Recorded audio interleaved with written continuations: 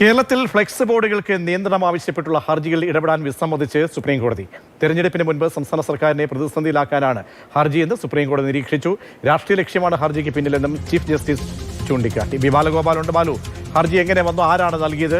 ഇപ്പോൾ കോടതി അതിൽ ഒരു വിസമ്മതം രേഖപ്പെടുത്തുന്നത് എന്തുകൊണ്ടാണ്?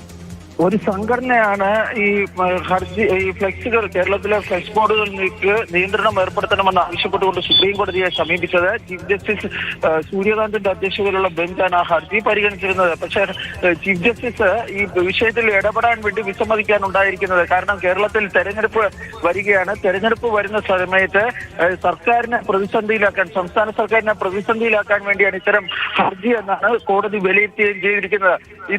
ഈ ഹർജിക്ക് രാഷ്ട്രീയ ലക്ഷ്യമുണ്ട് എന്നും കോടതി നിരീക്ഷിക്കുകയും ചെയ്തു. തുടർന്ന് ഹർജിക്കാരോട് ഈ കോടതി മുറികളിലല്ല രാഷ്ട്രീയം കളിക്കേണ്ടതെന്നും ഈ ചീഫ് ജസ്റ്റിസ് വ്യക്തമാക്കുകയും ചെയ്തു. ഇത്തരം പരാമർശങ്ങൾക്ക് ശേഷമാണ് ചീഫ് ജസ്റ്റിസ് ഈ ഫ്ലെക്സ് നിയന്ത്രണം ഏർപ്പെടുത്തണമെന്ന് ആവശ്യപ്പെട്ടുകൊണ്ടുള്ള ഹർജിയിൽ ഇടപെടാൻ വിസമ്മതിച്ചുകൊണ്ട് തള്ളിയിരിക്കുന്നത്.